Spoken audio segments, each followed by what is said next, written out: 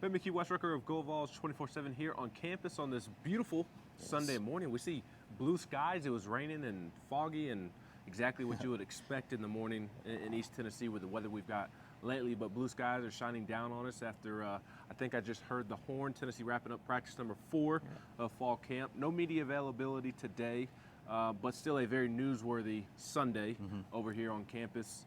We were able to view the first 3 periods of practice today, and we'll start with somebody who was not practicing today. Unfortunately, Jordan Thomas, junior defensive back who was projected to be the starter at the star position in the secondary this year. He suffered a season-ending knee injury in yesterday's practice on Saturday. I saw him out there on a scooter and in a boot. I saw several of his teammates from the secondary coming up to him, consoling him. I saw Andre Turntime specifically come up and dap him up and give him a hug.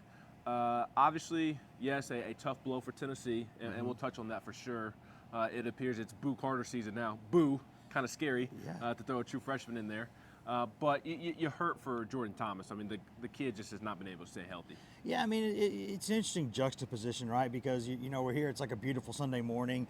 I like the Sunday morning practices because, they kind of mix up the playlist from hip-hop to kind of change into some sort of gospel and stuff. It's just kind of a different kind of vibe to Sunday morning practices, and there's a lot to be thankful for, but it is football. People get hurt in football. That's part of it. And Jordan Thomas is a guy who, again, I've liked him a lot, Ben, since his freshman season. I thought he's a really nice prospect. I still believe it, but he's had trouble staying healthy. Yep. And this was a big opportunity for him. He'll redshirt this season, still have 2 seasons left to play, and hopefully get things sorted for his future. It's a blow for Tennessee. There's no question about it. It makes the Tamarian McDonald loss seem a little bit bigger than anticipated. Maybe even Wesley Walker, too. I know he was more of a true safety, but maybe if Wesley's still here, then you could have slide some guys around. But I mean, I certainly understand them moving on. You got more athletic this offseason, but when something like this happens, it's hard not to have those thoughts. Sure, and you're going to have now a really interesting discussion on, do you move a safety down to nickel, right? I mean, I don't know if you can put all your eggs in the Boo Carter basket just yet. He is so talented, but he is so young, and that is such an important position. There's so much on that position mentally. Christian Harrison's the guy who's in play there. I wonder if someone like a Will Brooks comes in play there. He's played there before. And I think what I think is interesting, Ben, is that the way you shuffle this thing around now, without Thomas out there, it looks to me more likely even than it was before that Will Brooks is going to play a lot of snaps, whether it's safety, nickel. Tim Banks really likes that former, I don't know if he's a former walk-on or still a walk-on. They trust him to be where he's supposed to be. Yes, and when he played against Iowa, he was fine. He's played all right before. So, yeah, I mean, I think he might be in the mix. Yes, and he's a respected leader in that room as well. On the offensive side of the ball, yesterday, Patrick and I talked about too many footballs being on the ground for SEC football players against air, especially in the end zone. Today, from what I was able to see, again, it was 3 to 5 minutes, so take it with a grain of salt. But 1 ball on the ground from a scholarship player, and that was Cole Harrison, the freshman tight end, dropping a pass. But other than that, I did not see the football on the ground. Unlike yesterday, that got cleaned up in a hurry. Did not hear Hawsley, Heupel, Kelsey Pope talking too much, Alec Ablin, which I think is always a good sign. Dylan Ellery, not happy with the energy of his group to start practice today. But routes on air, much cleaner today. You were missing some key guys. Dante Thornton, he was limited for the first time, I believe, this camp. And he was dressed out off to the side, nagging injury, not perceived to be anything serious. Mike Matthews continues to work off to the side as well and not be dressed out in shoulder pads. And then in addition to Dante Thornton being an addition off to the side, Caleb Webb was also off to the side. So that's 3 receivers right there, scholarship receivers that were limited today in practice. But on the good news front, Brew McCoy continues to accumulate more and more reps, and not only does he look like a superhero, like Hawsley said this week, he also looks really smooth and fluid running around more and more. And then Nathan Laycock, the redshirt freshman, continues to work his way. He had a big old knee brace to start fall camp, and he shed that this weekend. Yeah, I mean, we say all the time, and I think rightfully so, that, man, they got so much depth at receiver. They got so much depth at this or that place. It is football. The Jordan Thomas thing is a reminder. This is football, and you can't put these guys in bubble wrap and just go to Chattanooga, right? I mean, go to play Chattanooga. Maybe with Brew McCoy you can do that, but we'll see. These guys, though, they got to put on shells. They got to put on pads. They got to hit. That's the game, right? And guys get hurt.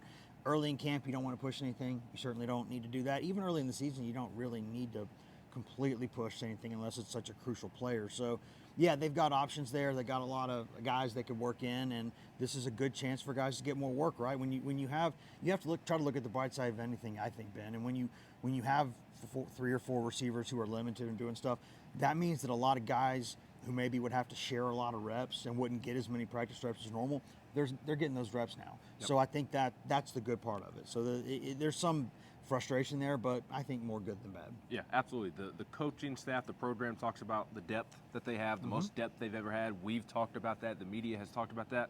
That's where this shows up in these type of situations. Yes. And again, they're being more precautionary than anything. Same thing along the offensive line. We'll wrap with some trenches talk.